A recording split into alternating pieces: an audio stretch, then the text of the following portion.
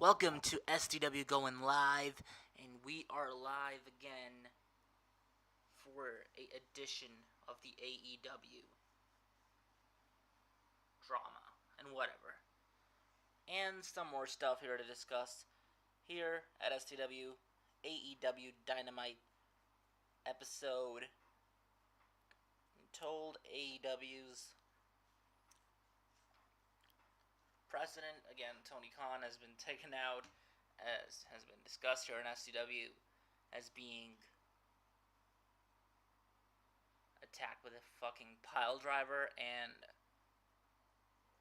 you can't make that shit up. It's as true. Let's just get into it. So this week's Dynamite,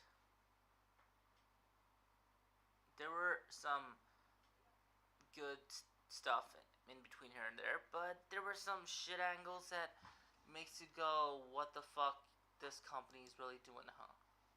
It makes you go, what the fuck this company is all about. Like, you can't tell me you're really gonna book that shit and prove to me that you'll all that it.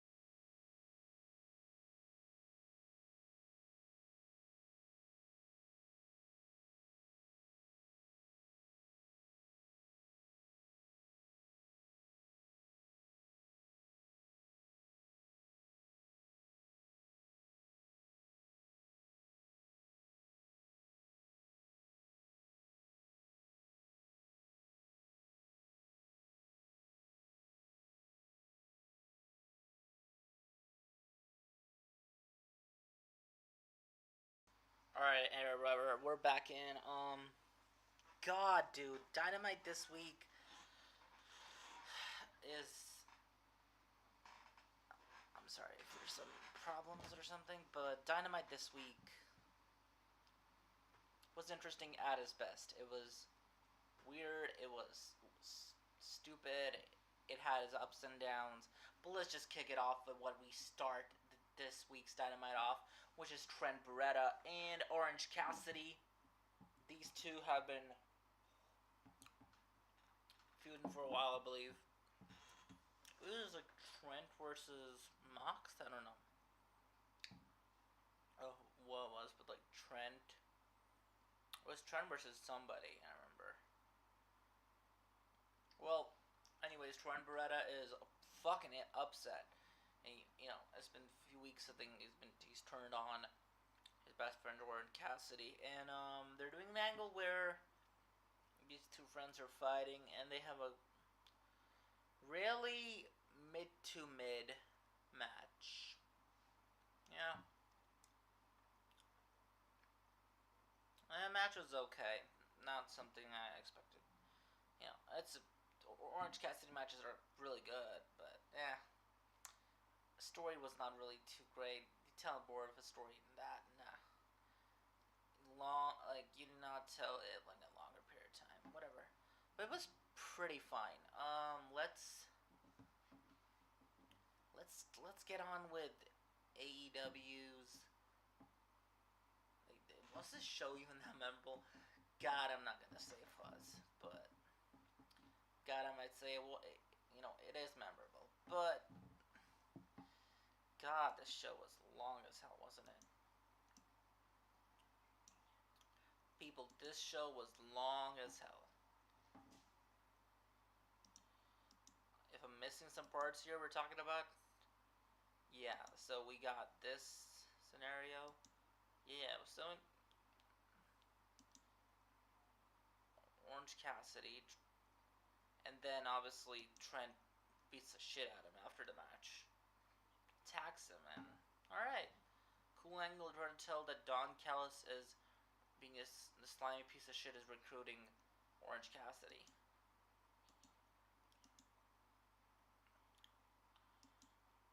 And then we had an announcement from Kenny Omega, which last week came out, and we're not talking about it, but last week he came out. Let's just talk about last week too.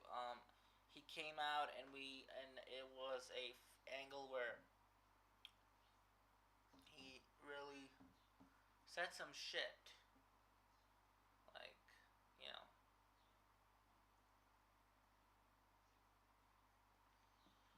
not just like some shit that Bucks thought would be like damn awful shit, but he cut a great promo in. Could you remind you of the promo Roman cut after he went through leukemia? I think I'm kind of done with his 7-star kind of shit gimmick, whatever that is. Yukata. Great that he achieved it. Good for him. But we don't need to take that seriously. A super mega star in Kenny Omega he is. Goddamn. Kenny Omega comes out, looks like the fucking G that he is, and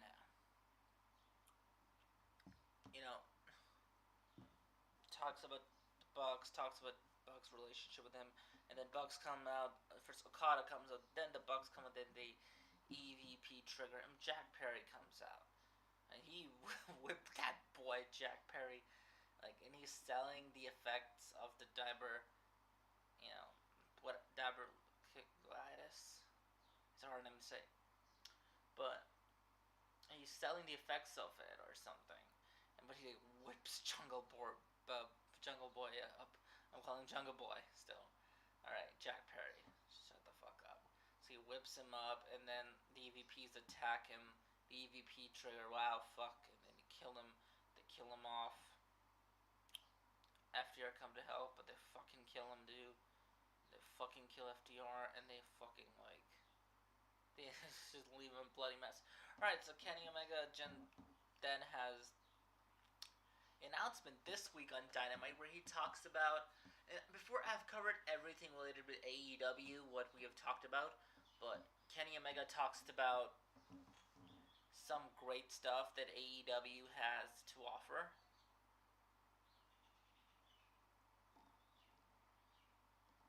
Kenny Omega talks about AEW having some good stuff really to offer, and what AEW is doing currently is cool, and he just mentions that this company's pretty fine. We're not. What I'm gonna say, we're not sucking. We're not the worst thing. Whatever. I don't know. He probably did not say that, but I'm just saying shit then. Kenny Omega actually says, if I'm not getting it right, he says that me and Bucks have had a great friendship. I came out and I thought I was gonna be back with y'all, but I couldn't be because they took me out. Matthew took me out, and it's like I've been friends with him for 15 years, so let's get it back to where it all started from. Double or Nothing. So they talk about Double or Nothing, and from Double or Nothing, they bring up Double or Nothing. They say Kenny Omega says, I have two people already in my team. Anarchy in the Arena. So it's gonna be Anarchy in the Arena. Obviously, Kenny Omega can't wrestle. It's clearly obvious. Anarchy in the Arena. FTR. And the two people, well, we get to know them, in a while.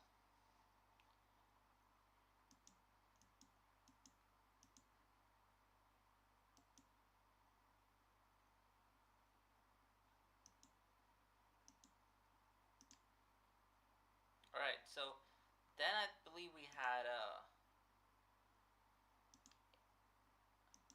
I'm missing some part here. Then I believe we had a segment with Tony Storm and Serena Deeb, and God, that segment was pretty fine. It's a little funny that she just knocked her out. She really started with trying to sell us the veteran of veteran female wrestlers. Great female wrestler, old and fantastic. That's what she's trying to sell, that gimmick.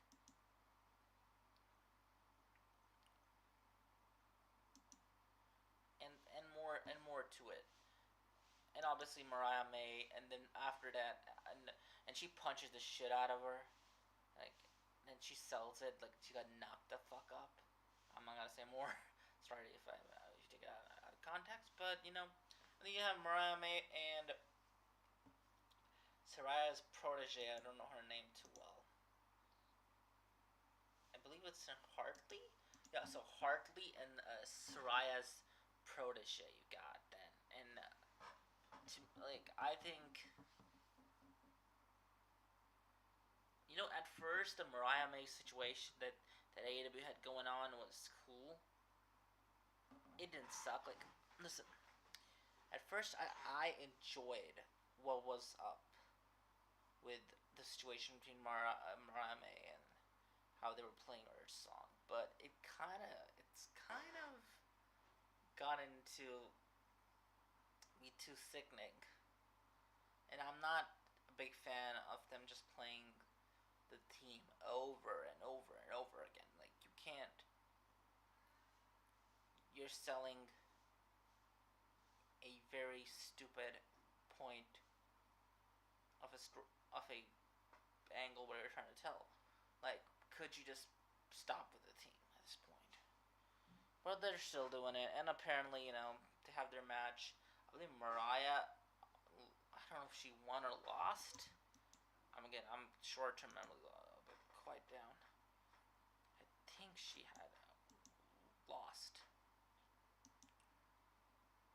No, I believe she lost this match. Like, I believe. Yeah, no.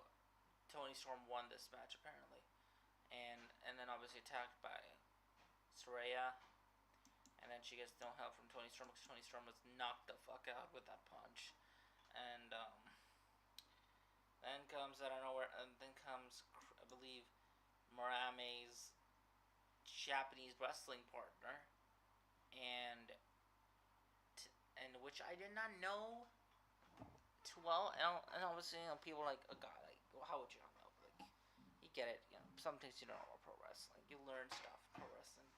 You just learn the craft every day. You learn more wrestlers that you don't know. So Mariah May has her, she comes out and she is this cool wrestler with her wrestling tag team from New Japan, I believe. New Japan or Stardom, I believe. I don't know. I think it's Stardom, right? Women's wrestling thing in Japan. Okay. So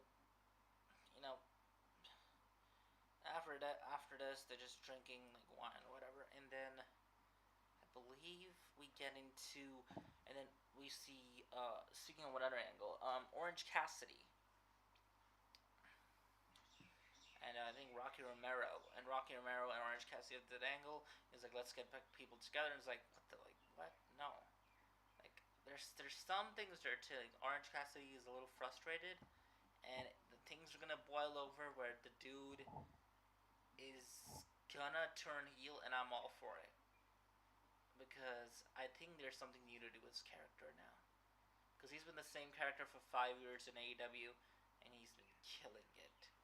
He turns heel and turns face again. In a way, I think in some time he is a credible guy. And here it is. So I want to say something more about Orange Cassidy. You know, we have been named to know AEW's 4 pillars, right? 4 pillars. Those are in MJF, Darby Allin, Sammy Guevara, Jungle Boy, Jack Perry, right? Will I counter that argument and I'll say there is a strong argument to state there are proper pillars of AEW, the real pillars, in my opinion, of AEW. If you gotta say, like the pillars who are laying the foundation. You mean the people, like pillars are pillars who can lay foundation. I would say the people who laid foundation for AEW is top of my, like, if I'm gonna say that, but like the the 4 things that are the backbones of AEW are the people who've been really working. Current pillars of AEW, in my opinion, and right now would be MGF as number 1. There ain't no doubt about that. Orange Cassidy. I believe at this point you can consider it like the pillars. Sammy Guevara had his moments. He had his moments for sure, but god damn it. I'm sorry, the dude's career is kind of in a spiral or something. It's not getting any good. He's heat with Jeff Hardy in the first place. He flipped him off. God dang. Yeah. So, not quite, not quite the accomplishment for Sammy Guevara or something. Currently, what's going on with his career? Yeah, not quite the accomplishment for Sammy Guevara. Not at all. Um, God, Cena? No, not John, but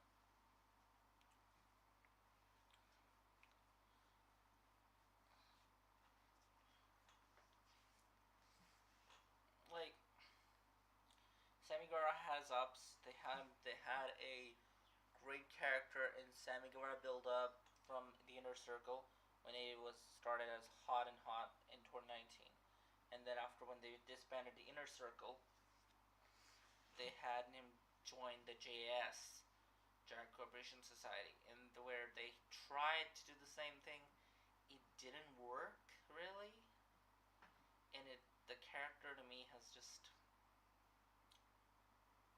yeah, you could relate him back into major storylines, but off my topic right here, you know, just off my topic right here, you could relate him back into major storylines, but still, just off my topic here. Um, God,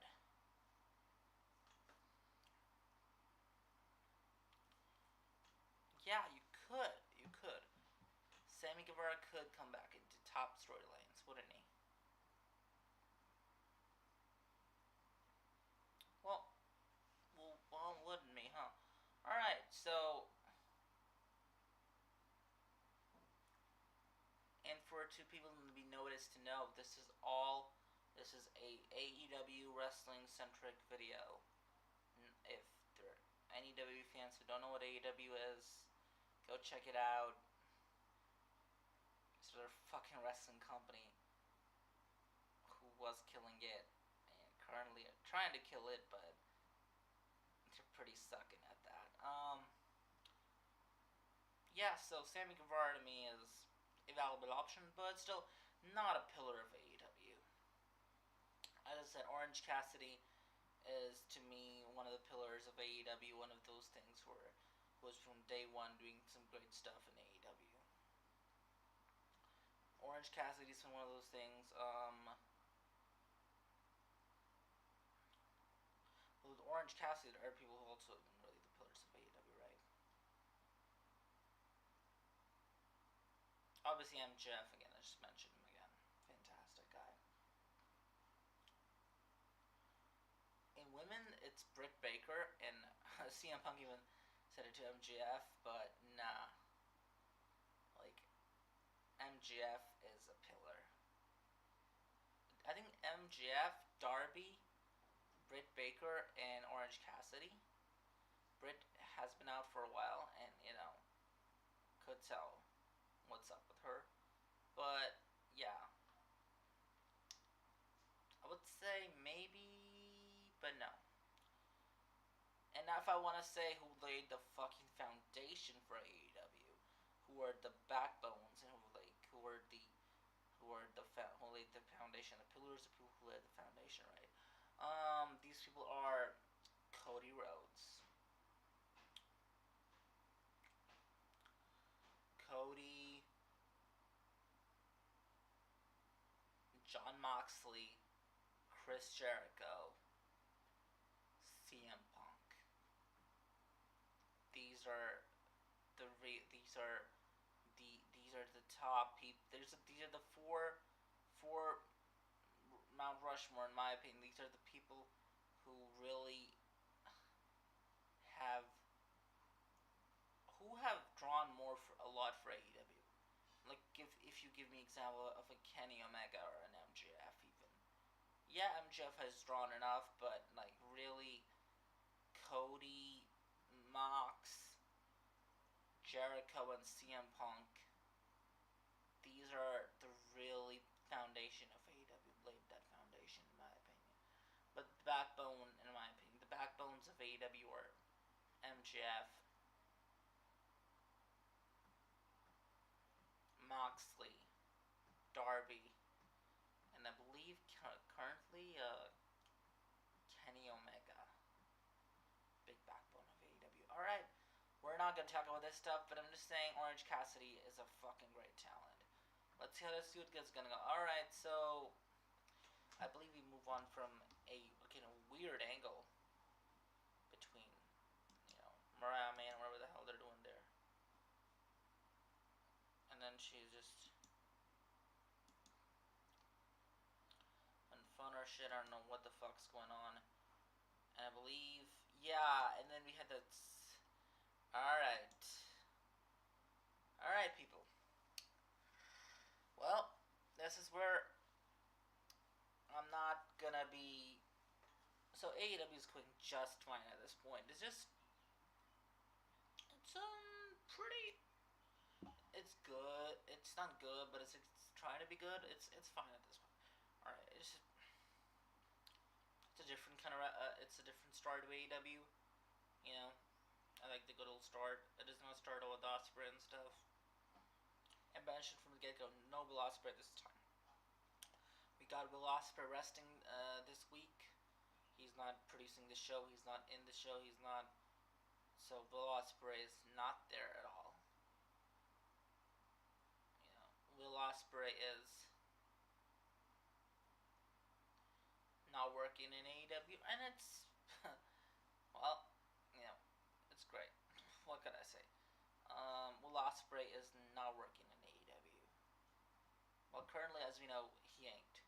So Ospreay does, though, have great matches. We're not talking Ospreay anymore. No shit. Alright. So Swerve Strickland comes out, says that Christian Cage, what you did is personal, and blah blah would have done the same thing, and blah blah blah, the rah rah, kind of like saying that I'm gonna do the same thing, and I'm in your shoes, I'm the champion. He kind of said that I'm the champion, which promo was going pretty good at this point. I'm like, okay, I'm interested in this. And then Christian was like, okay. Christian comes out, and then Christian's like, we're gonna. He says that I'm gonna break your teeth and more shit. And again, Swerve has said that like, I'll do the same thing in your shoes because like being sadistic and stuff. Because god damn it, again the last week Dynamite they fucking pulled Swerve's goddamn braid off and it just or dreadlock I think you call it right, a deadlock. I don't know whatever. If I'm not getting wrong, I think people with afro hair had it right. All right, so just pulls it off and it's like you're cringing watching that shit. But Swerve Strickland is like, okay, you know, I get it. I get how you guys need to do the to win this championship, whatever. I get how you guys needed to do that. So all right, I'm like, okay, he gets how they wanted to do that. So what's the fucking buzz about it? So what the problem ends up being is that we're like, for example, Swerve then says that you know what, you want to attack me, which Christian Cage is like, I'm gonna attack you, like I'm gonna end you now. I'm gonna break those pearl gold teeth and I'm gonna take them away from you or something fucking messed up. At this point, he's saying right, Swerve Strickland. Not Swerve Strickland. And he says, I got my own back. I'm like, oh, I was like, oh yeah. Well, it makes sense. What is his backup? It does make sense. What is his backup? So I was like, all right, the backup makes quite the sense, because this is the backup. I've seen him with this backup, the Mobile Embassy. But then, all right, this tells me like, what? Where is this going? All right, so Swerve Strickland is either this could be have a positive to it, long term storytelling. They paid him off. The Bucks paid him off to do the bidding. All right. So local embassy, what do you call them? They beat Swerve to shreds. They attack him from behind. Christian's like he's laughing and and they just show this angle and this is the most stupid shit. God damn, man, this made no sense. You had no fucking reason to do this shit. Like I will get mad right now and tell you, this was absolutely bullshit. And I would go watch it again, and I'm gonna tell you the same thing. Like this shit did not need to happen.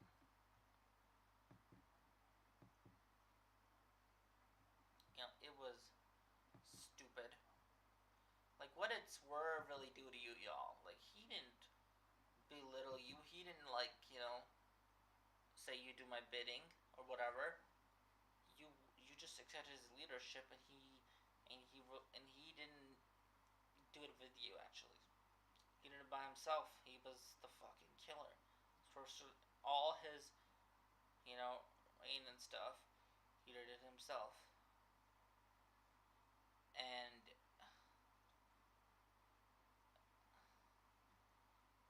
like the way he freaking that's right. He attacks him, right? All right, he does, and I'm like, hey, and yeah, and you can see a critical smile and back. I'm like, God dang. So Brian Cage, Christian Cage, it's like he's my son Cage. They're gonna put that angle. I don't know what they're doing with this. I'm gonna say hot shot booking. What WWE has done this a lot of times, and I've not ever liked them for doing this. It's not cool to do this shit. It's like, what the fuck? I already told you my point in problems with Swerve as AEW champion because he doesn't feel like a champion. He doesn't feel like the main event champion of AEW. As that company could try to make him as champion, he doesn't feel like their top champion to me. There are a lot of people who could feel like the champion to me. Swerve Strickland is. If you put MJF in that spot again right now, I tell you right away he would feel like an AEW champion at any moment.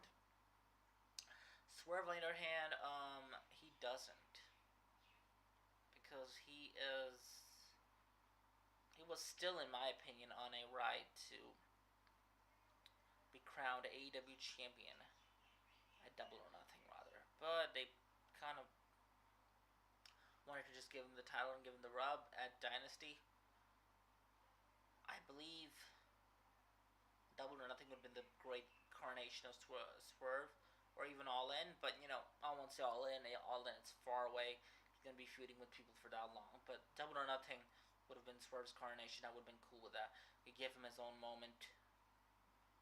You start with Anarchy in the Arena, rather. But now you just belittle that, and you just make this championship a fucking joke. You know what? The IWGP champion, which, I'm sorry, this is where Tony Khan made a mistake, is that he highlighted it more than Swerve's championship. The AEW championship, which should be more important championship, but the AEW championship to me is not that important. In Joe's hand, it felt like he is the fucking guy. He is AEW's guy. He is the AEW guy. He is AEW's number one guy. He's the face of it. He represents that brand. Samoa Joe. But Swerve, he doesn't. And I might be, belittling. I'm like, I might be hating. I'm all like, oh, you're a Swerve hater. No, I fucking love that man's music. That's not the only thing. I love his moveset and I love everything he does. And I'm not a racist either. I love what he's doing, He's fantastic. But this hotshot booking angle I'm against. And I'm also against that he needed more time. He needed more. It needed to be cooked slowly. A flaming young at the end, Flaming young at the end. You know what? Yeah. Slow cooks this meal and make it into chicken salad. You could do that, like take it up and make it into great shit. You could do that, but they choose to do that. But alright, the game, the championship. This is again my problem. I think people might think, oh, this is not really a problem. You just hate. You're a racist. I'm like, no, I'm not. But I love Swerve. I believe he should be coronated at Double or Nothing. Would have been a big moment. I would have been more with the feud. I would have been more with the passion. Would have been with more Swerve. Would have been the ride of Swerve. But no, they tried to replicate. And he doesn't feel like the guy. He doesn't feel like the top champion. He doesn't. You know who feels like the top champion? Jon Moxley. And that is Tony Khan's fault. You can listen to Jim Cornette bitch about this, but this jazz Jim Cornette, and I agree with him clearly. But I would also think of my own thought that why would you bring the IWGP colorful whatever the fuck champion Jim Cornette kind of call that? Why would you bring it on your own show? AEW is like the biggest marketing sponsor, like the biggest marketing thing for New Japan. It's like New Japan is using AEW as a tool to just market their stuff and whatever. Like AEW, like the relationship is nothing a sort of a fucking forbidden door. Alright? The fucking forbidden door doesn't matter when you have all your wrestlers from Japan wrestling on your show. You can't tell me no shit that the forbidden door matters. It doesn't. You can't call shit. Well, that's how AEW is done, and I believe Swerve Strickland again would have been a great champion if the circumstances were done right, but they weren't, and he's just belittled by himself with the Bucks and that storyline currently, which we're gonna get into later on. And so we move on to after again Christian Cage, as I said, he went back. It's like he said, not at the Young Bucks. It's like, okay, and he again loves the Bucks and stuff. And then I believe Willow Nightingale cut a promo on Mercedes Moné, whatever she called her, whatever. And again, she had a match last week with Sky Blue, which was a interesting match. Not something I would say I would count as saying the best wrestle, one of the best matches we could put off, but yeah, god dang, not a great, great match or some scenario. Yeah, it was a little bit to be fantastic for some reasons. It could be, but it wasn't. So I don't really matter. It doesn't really matter to me. You know,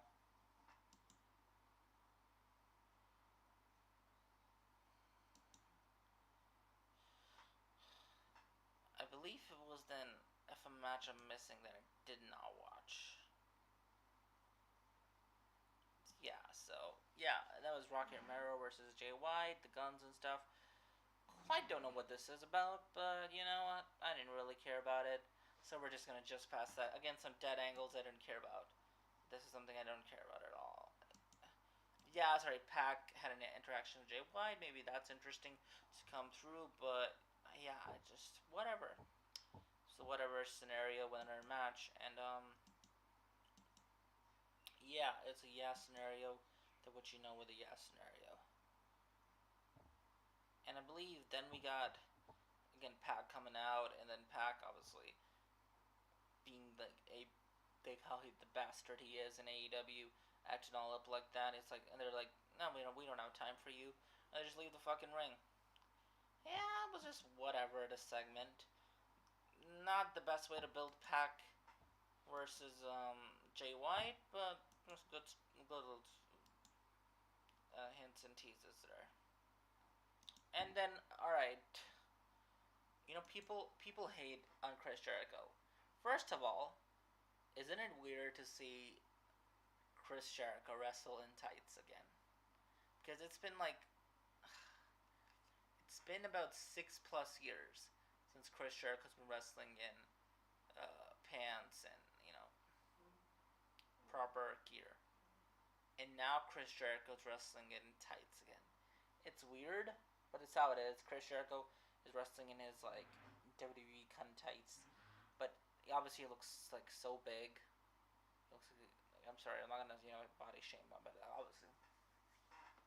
And yes, and hair and with long hair and tights, just doesn't seem right. So, anyways, Chris Jericho in tights. That's the scenario we got, people. Jericho in tights. Yeah, quite funny. I believe he had that match with Paul White. Jericho. I thought it was just for one off. Though, apparently, gotta keep the tights. All right.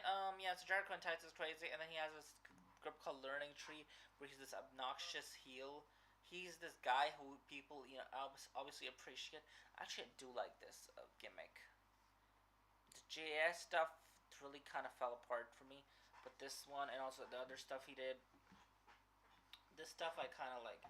Him being Lionheart was stupid. I fucking Lionheart Chris Jericho is the worst thing he has done in AEW. It's absolutely like the worst shit. I don't go fuck what he did in ECW. I don't give a shit what he did for ECW. I don't care what the fuck Tony Khan has love for Lionheart. It was the worst Chris Jericho.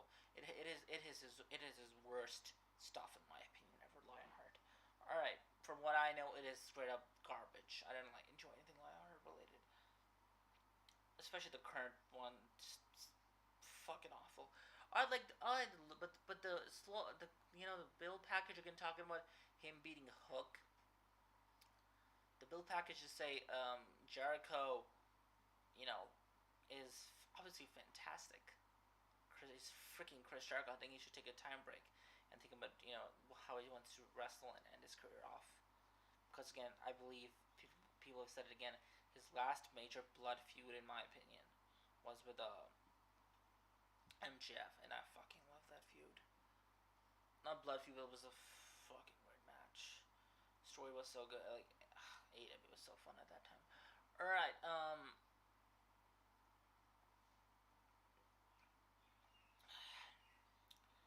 sorry. So we're just gonna move on from MJF and Chris Jericho.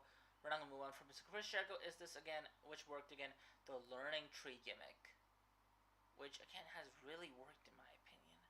He is this learning tree that you're learning from, and he calls him this obnoxious person. He's an obnoxious person. He's a freaking douchebag. He's a heel, but he's like this goatee is such a like you have like you just can't you just can't cheer for him.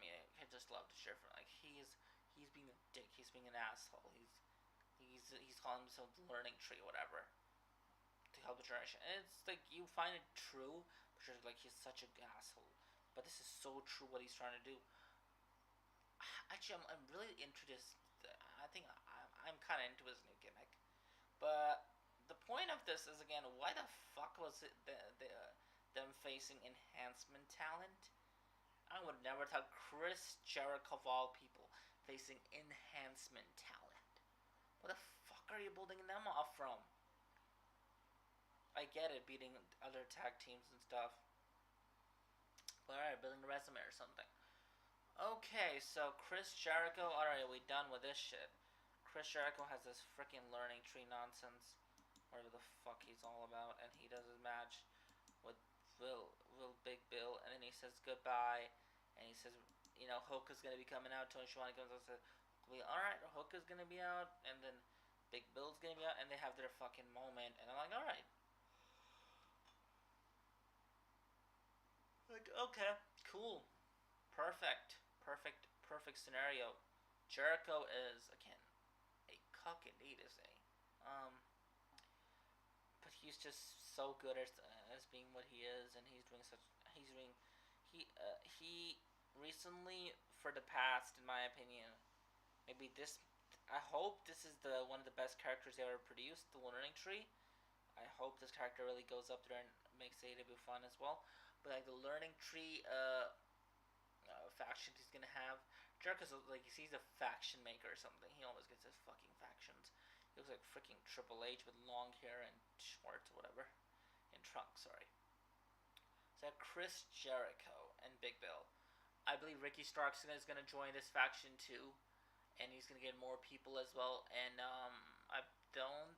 I think he might get Sammy Guevara again, but at this point, why do you want Sammy Guevara? Because they have that fucking back and forth feud, and like, what is the point? You get him back again, you don't. You get him back again. It's like, what the hell? You want him or not?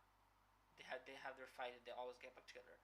I don't know if that's gonna happen, but yeah. I believe Hook is gonna soon fall into his judgment and join his faction. I believe it's gonna happen. Hook is gonna be part of the Learning Tree. Um, it just kind of makes sense. Chris Jericho as his heel is doing. I think he's doing some good work. I I think I found it a good part of the show after seeing some terrible stuff. Terrible. Absolutely terrible stuff. I believe, yeah, terrible stuff. The Kenny Omega announcement was the best thing at that point, and with most of the show has sucked for a while. All right, I think now we get into the main event match, right? Uh, Adam Copeland Edge versus Brody King, and also the House of Black. Malachi Black cut a weird, quite good character promo on Adam Copeland and his story as being his father, and obviously they're gonna show the WWE footage, and yeah, so I enjoyed that, and it was a good promo package they did. So Adam Copeland comes out, the crowd goes nuts, but the crowd's not that nuts as it would be in WWE, and this is obvious. This is not some bullshit I'm telling here. This is true. In WWE, the crowds currently, if the music hit, would be more nuts. All right, so the show is already pretty not. It's pretty okay at best so far. It is an okay show, and we're ending the show off at this point. We had 1 hour 37 minutes or something on the show, and whatever. And Copeland is like doing this shit, and he's like, I'm just doing his entrance. This is again fucking cool. Adam Copeland's entrance. You always pop for his entrance. And yeah, Brody King comes out, and they have a fucking war, like good old, like good war match, a freaking bloody war match. Sells the story, sells blood in it so well. This match was so fucking good. This match really saved a big part of this show because this show was gonna be a stinker. Goddamn, this show was gonna be a stinker.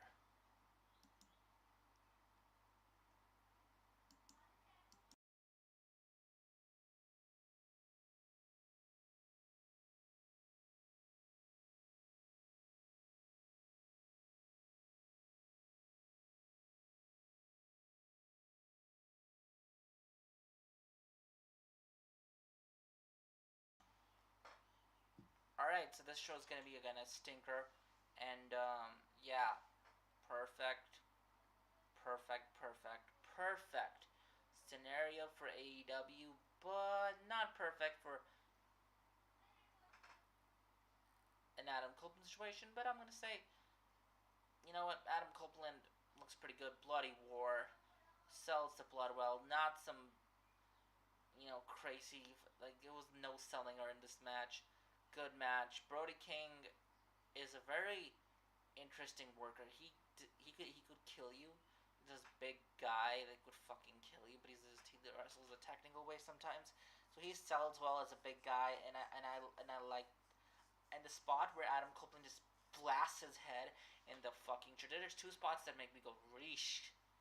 Adam Copeland like blasts his head on the does the execution on the Impaler, right? The Impaler DDT, they call it in AEW. The Impaler, the execution on the chair on the apron. Oh god, that spot where, and the way he's getting busted open. Obviously, you know how the blood goes in pro wrestling. But all right, and then Copeland is in a spot where Brody King absolutely rolls like a cannonball, a rolling like Sonic the Hedgehog that fast speed. And my god, I felt like Adam Copeland Edge's neck died. I feel like he broke this like the sound that made me scared. It made me scared for my life. I'm like, I don't want to wrestle this man because god damn, that fucking spot was brutal. God, that spot was so fucking brutal, but it made the match so much better. And Copeland barely survives. He fucking runs out. He survives, and goddamn, damn it with Copeland. But it's Adam Copeland. What you can expect from him? He is one of the greatest of all time, and so far, Edge has had a pretty fine career in AEW, and now he's getting to do what he wanted to do. He has done the stuff with Christian Cage, which had to be done, and that was important to be done at first. And I had a problem with it too, but I was kind of done with it. I've clearly made my mind up before, but we're gonna revisit that as a tag team probably. Hopefully, that's gonna end off, but Adam Copeland now he's having the center title matches that we need to have, like just matches with talent and putting them over and making great show and a great show out of all these talents. Fucking fantastic. God, Adam Copeland is a great technical wrestler.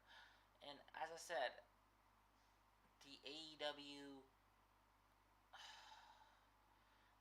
just the AEW scenario with Adam Copeland currently is such good shit because Adam Copeland is putting the best work of his career, in my opinion. Did the Now doing the Cope Open had matches with I think Brody King a lot. That's the feud. He's doing a feud with House of Black currently, which is a good feud actually. I'm really enjoying that with AEW currently. and again has the cope open with it, and fantastic stuff. Now he's gonna face a person who comes out and saves him, where Brody King, after the match, where they're selling like, oh, he barely survives, and then Brody King's like not done. He wants to beat the shit out of him. Like, somebody gotta help him save him because he's gonna fucking kill him. And obviously, you'll predict who's gonna save him. Kyle O'Reilly. Kyle O'Reilly comes out. He attacks him, beat the absolute shit out of him, and like Kyle O'Reilly has absolutely taken over, and like he and Adam Copeland together beat. Which is something I never liked about the WWE. Like one guy comes out and takes out everybody, and like Brody King is a big guy, and they sold the fact that Kyle O'Reilly and Adam Copeland both had to come out and they both had to fight, and Adam Copeland and Kyle O'Reilly both sell that so well. Just like how they're beating up Brody King and they send him outside. God, that was the at that point. Yeah, I enjoyed that part of the show. All right, so the opener was okay to good, and the rest of the show was dog shit in my opinion. Really dog shit, except the Kenny Omega announcement. All right, so we move on to which really should have been better and could have been more cooler, could have been had more into it, but I'm sorry, they're not doing too well. I think now we get into the Mercedes Monet where she says, like Will and Aunt Gail took that many years off my career, which she's cut in a promo for, and Mercedes, Sasha, what are you gonna say? She has had a promo issue, and people could say when she was with WWE at that point with Vince McMahon and creative and everybody and the writers writing the promos, and that her promos were too scripted and she was just not being given the creative. Now she has that fucking creative freedom, and she's still not that great, and it's her being bad at promos.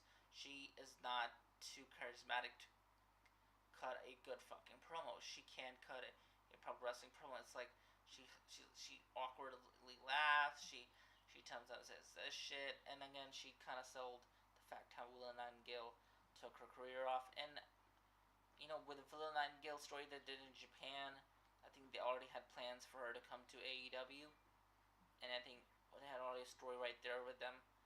WWE they wanted what I believe Naomi ends up doing, right? Naomi, right? What she ends up doing, they wanted that for it to be Sasha, not Bianca or something. Well, that was a different thing, and she turned it out, and it makes sense. Kind of, you want to be in the big spotlight of a company as a single star, and yeah, so she's like, all right. I think she'll eventually come back to WWE one day. I think at this point we have really got into what's all right. So now we get into the topic of hot topics here, and again with Mercedes and Sasha, whatever you want to say. You don't kind of cut a promo really well, but yeah, quite in particular few this is gonna be. All right, let's get into the top topics here. So EVPs come under like we're running overtime because we're in charge. All right, so we need to believe that the EVPs are overtime and they're fucking in charge. So EVPs come outside.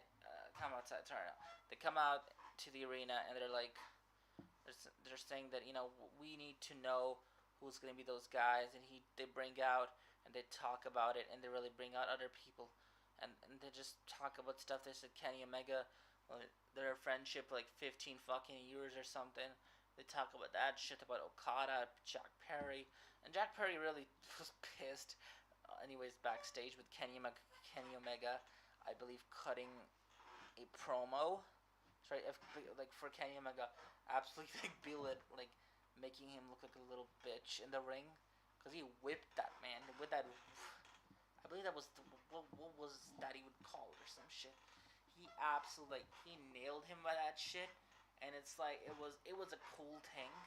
He nailed him. He nailed him so good with that shit, and it's like Kenny Omega is such a cool character, but he's like this such awesome guy. He just nails him that shit, and Jack Perry's pissed.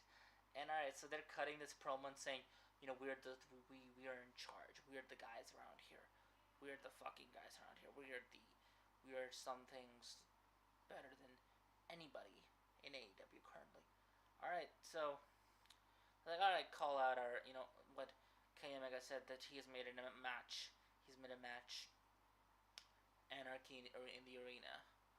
You know, so his team versus Team AEW versus the Elite.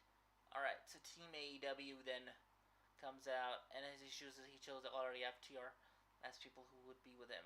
So FTR, which you would never think of Kenny Omega and FTR situation, because it's weird to see Kenny Omega, but they had to. Like at this point, they couldn't. They had to help him, help this man. And like Kenny Omega, my God, he comes out with the FTR, and and this week, and again last week we saw Tony, and then they cut his transmission, but like this week we didn't even see him. And alright, so I believe we tried to get it in, but they fucking like they didn't even show no Tony Khan at all. Alright, so at this point the FTR comes out, and like you got big balls, and somebody got big balls, or like who really like we don't like they're like you don't want somebody with big balls, and who will take, and then and I expected Claudio. I expected Hangman maybe, but I didn't expect Eddie Kingston. On fucking Eddie Kingston's music hits and the crowd goes like bananas, kind of bananas.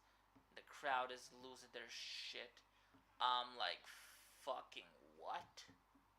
God, like that moment when Eddie Kingston like you're expecting. Like I didn't expect Eddie Kingston. But yeah, story wise it makes sense because Okada has the championship that Eddie Kingston, he beat him. Okada beat him for that, and the Buckaroos, as Jim Cornette says, they attacked Eddie Kingston or whatever, and Okada helped him or something, and I think this was early March where Okada debuted in AEW, and yeah, so Okada and the Bucks have been really killing it for the past 2 months at this point. Yeah, so Okada is again a great specimen. And you know the fun fact? Jim Cornette calls him O Cody apparently. If you want to know, you would know if you watch Jim Cornette. God dang it. Just to say, Okada, fantastic stuff he's doing in AEW. Not Cody. My bad. And if you would say Jim Cornette calls Okada Cody, it wouldn't make logical sense for Cody Rhodes to be in this scenario. Also CM Punk. If both of them were in this scenario, I would have not minded this. It would have made logical sense. And for example, tell me who. I believe if Cody was not in the WWE, it was not in WWE yet. I believe it was gonna be Seth Rollins to be Roman Reigns, just as thing. Because if Cody was not there, I would think it was Seth Rollins to end his long reign and make him the face of the company finally. But he's been like for the while. But alright, hang up, we got Cody in WWE. So alright, so Eddie Kingston comes out, and I'm like, okay.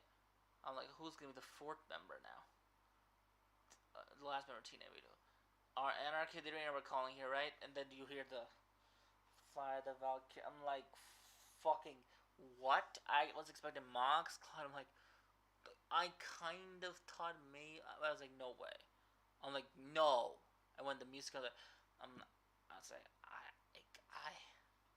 had goosebumps, bro. Fucking great.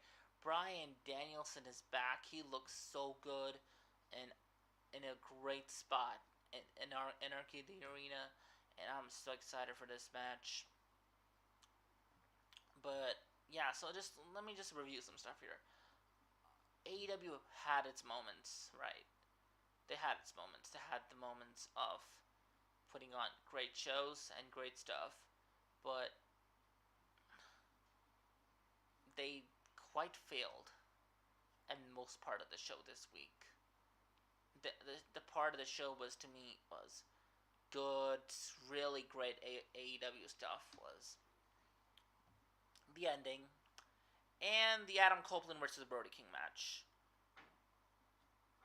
and some little stuff from the early part, like the Kenny Omega announcement, some stuff they talked about over there, and the Jungle Boy, whatever he tried to cut out, whatever his problem is with Kenny Omega, and alright, I believe we really talked about AEW and stuff, and there's going to be a lot of AEW content be out soon here at STW, and god damn it, Premier gotta say, well, STW's live is out.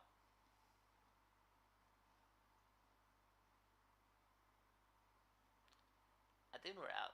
Yeah, we're out. And I believe, as I said, this shit is about to be some good shit.